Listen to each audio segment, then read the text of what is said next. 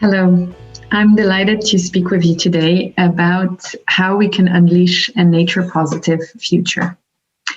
The world is at a crossroads. Already before the COVID pandemic, we knew that we were on a course that is not sustainable. With the climate crisis that is looming and already having consequences that many of us can feel, and also with the increasing risks from the degradation of ecosystems and the loss of biodiversity. Every year, the World Economic Forum publishes an annual risks report, which captures the perception of business and economic leaders on the global risks landscape. And in January 2020, for the first time, the 5 top risks for the economy and society had to do with the environment: extreme weather, failure of climate action, biodiversity loss, and ecosystems collapse. Similarly, there have been a number of other reports that were published over the past couple of years looking at the state of our environment and pointing to a state of severe crisis. I'm just going to cite a few figures. We've already lost 2/3 of the population of mammals, birds, amphibians, reptiles, and fish only in the last 50 years. 1 million species that are at risk of extinction. And another statistics which I find very telling is that if you weigh all the mammals on Earth, 96% are humans and are livestock, are cows, are pigs, and only 4% are wild animals. And this just gives us an indication of our footprint on the planet. The last thing I will say regarding this analysis is that many of the drivers of this environmental destruction are also contributing to the emergence of zoonotic diseases that are transmitted mostly by wild animals. And this has become increasingly important in a context where we are suffering from the devastating impact of the COVID-19 pandemic. So what does this mean for business? Why is this relevant? We've estimated what is actually the risk for businesses of this nature loss. And our report series called the New Nature Economy Report Series, the first report in the series, estimated that $44 trillion of economic value generation, which corresponds to half of the world's GDP, is dependent on nature and the ecosystem services that the nature provides. And therefore, if we lose the capacity of nature to provide these services, all of this value generation from business, all these businesses are at risk. We are depleting our natural capital at an alarming rate, to use economic terminology. But we're not taking this into consideration in the way we think about our economy. And that's a huge blind spot, which we can no longer ignore. So are we doomed? And I would say we're not doomed. We have a huge opportunity. This is a wake-up call, but this is a moment where we need to change our thinking and we need to change our actions. And it's in this context that the World Economic Forum has been calling for a great reset in our thinking, a great reset in what we value and how we value it, in our relationship with the planet, and in how we structure our economies and our societies. There are many dimensions to the Great Reset, but what I want to talk about is the fundamental need to transition to nature-positive societies. So we talk a lot about net zero, which is equally fundamental, meaning transitioning to a state where we are no longer emitting greenhouse gases into the atmosphere that are causing global warming. But we don't just need net zero economies, we need net zero nature-positive economies, which means that instead of depleting nature and depleting our natural capital, all our activities would be regenerative, would replenish this capital, would restore nature for ourselves and for future generations.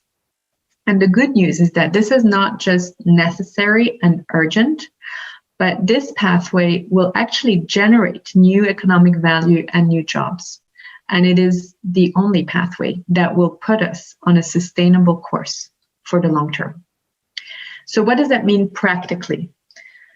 We've looked at the sectors that have the biggest impact on nature loss, And those three, we grouped them into what we call three systems. So the first one has to do with food and with the way we use our land and our oceans. And that, of course, has a huge impact on ecosystems, deforestation, the loss of arable land and topsoil.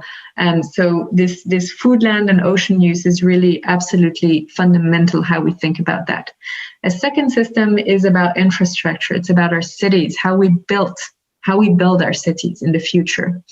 And the third is, of course, has to do with energy, but also with extractives and mining and these activities, which also have a great impact on nature. So we've identified 15 transitions to make these systems nature positive. So what would that look like if we shifted from the current state across all of these industries in these different systems to a nature positive economy? And we've estimated that this shift would generate $10 trillion of economic value and create 395 million jobs. So it's actually a huge opportunity. We're no longer in an either or scenario where the environment is the domain of environmentalists. It's an afterthought. There is now only one integrated pathway where taking care of nature and natural capital becomes the centerpiece of everything that we do and becomes the centerpiece of value generation for future societies. So this is the realm of the Great Reset. This is about ecopreneurship, an entrepreneurship that is at the service of nature and at the service of a regenerative and restorative economy. Let me give you a few examples. So what we mean by that in those systems is, for example, regenerative agriculture, planet-compatible diets, shift in diets, which is being talked about a lot, circular economies, reducing waste, resource efficiency, transparent and regenerative supply chains, renewable energy, of course, but also taking into account the impact on nature of this transition towards renewable energies. Biodiverse cities, really thinking about this urban environment and how to make it nature positive, which also has a huge impact if we think, for example, about trees in cities that can alter the environment, the temperatures, and also have a huge impact on psychological well-being. And finally, the last transition that I want to talk about a little bit more is the protection and restoration of our ecosystems. So 50 countries have already made a commitment to call for the protection of at least 30% of our planet by 2030.